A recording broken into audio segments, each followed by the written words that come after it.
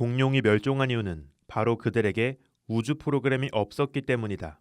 미국의 SF 작가 레리 리븐이 남긴 아주 재미있는 말입니다.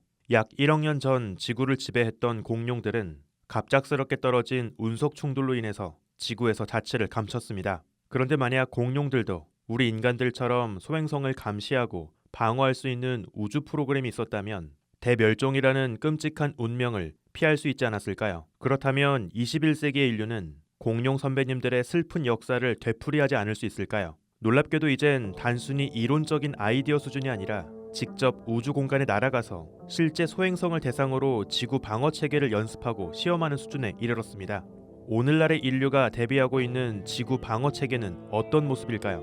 우주먼지 현자타임즈, 지구를 지키고 있는 진짜 히어로, 천문학자들의 이야기입니다. 얼핏 생각하면 소행성의 크기가 더 클수록 위협적이라 생각할 수 있습니다. 물론 소행성의 크기가 크면 지구에 떨어졌을 때 파괴력은 더 강력하죠. 하지만 오히려 크기가 작은 100에서 500m 정도 크기의 소행성이 더 위협적일 수도 있습니다. 이런 작은 크기의 소행성은 먼 거리에 있을 땐 미리 발견하기 어렵기 때문이죠. 작은 소행성들이 발견된 시점은 이미 지구에 충분히 가까이 접근한 이유가 될 겁니다.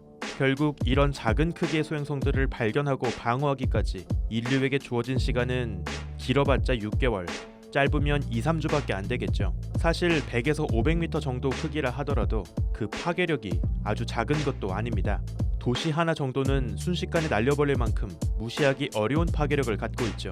크기가 작아서 찾기도 어려울 뿐더러 그렇다고 아주 무시할 만큼 위력이 약한 것도 아니기 때문에 어둠 속에 숨어있는 100에서 500m 정도 크기의 소행성들은 가장 까다로운 잠재적 위험 요소라 할 수 있습니다. 실제로 이런 충돌은 지구에서 드물지 않게 벌어지고 있는데요. 1908년 6월 30일 러시아 툰그스카 강 인근에 지름 60m 정도 크기의 커다란 운석이 떨어졌습니다. 당시 운석은 땅에 닿기도 전에 공중에서 폭발했죠.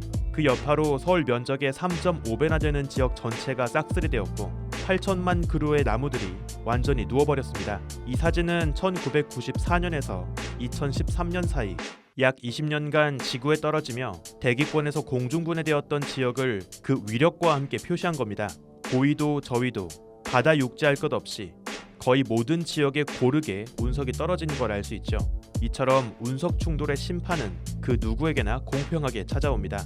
아마겟돈, 딥 임팩트와 같은 운석 충돌을 다루었던 SF 영화에서 지구에서 미사일을 쏘거나 아예 핵탄두를 갖고 가서 소행성을 터뜨리는 장면이 등장하곤 합니다.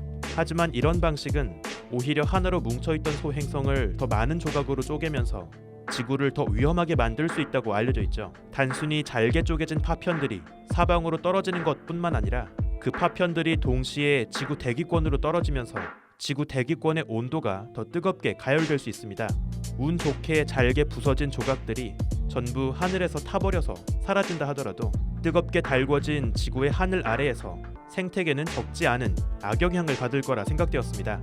그렇다면 소행성을 핵폭탄으로 폭발시키는 영화 속의 방식은 정말 안 좋은 방법일까요? 최근 천문학자들은 정교한 시뮬레이션을 통해서 이 소행성을 핵으로 폭발시키는 방법의 효과를 시험했습니다. 수백 미터 크기의 소행성이 지구에 충돌하기까지 6개월에서 몇 주를 앞두고 있는 다양한 상황을 가정하고 약 1메가톤의 핵탄두를 소행성 표면에서 터뜨렸을 때 소행성이 어떻게 쪼개지고 파편들이 얼마나 떨어질 수 있는지를 확인했죠. 그 결과 소행성 전체 질량의 99.9% 대부분은 모두 태양계 우주 공간으로 흩어졌습니다. 직접 지구 대기권으로 떨어진 건 소행성 전체 질량의 겨우 0.1%뿐이었죠. 이 정도면 지구 대기권의 온도도 크게 오르지는 않습니다. 이번에 진행된 시뮬레이션 분석에 따르면 기존의 걱정과는 달리 핵폭탄을 사용하는 방법도 남은 시간이 얼마 없는 급박한 상황에선 그나마 치명적인 피해 없이 충분히 시도해볼 만한 차선책이 될 수 있는 거죠. 운 좋게 위협적인 소행성을 좀 더 일찍 미리 발견할 수 있다면 핵폭탄보다 더 안전한 다른 방어 체계를 활용해 볼 수 있습니다. 소행성 근처에 작은 탐사선을 보내서 그 곁을 맴돌게 하거나 아예 소행성 표면에 추락시키는 방법이 있죠. 물론 탐사선 자체의 질량은 소행성에 비하면 턱없이 작지만 탐사선의 약한 중력으로도 수개월에서 수년간 지속적으로 영향을 준다면 충분히 소행성의 궤도에 변화를 줄 수 있습니다. 실제로 지난 2005년 천문학자들은 해성 템펠 1을 향해서 탐사선에 실려있던 대포알을 날렸습니다.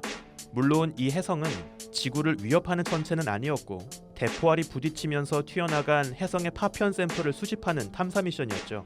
당시 대포알이 충돌하면서 해성의 속도는 초속 약 0.01 마이크로미터 정도 아주 살짝 느려진 것으로 확인되었습니다. 정말 미세한 변화이지만 이 작은 속도 변화로 인해서 결국 해성의 궤도는 10m 정도 달라졌죠. 대포알을 단 한 발이 아니라 여러 발을 연이어서 쏠 수 있다면 이러한 변화는 더 커질 겁니다.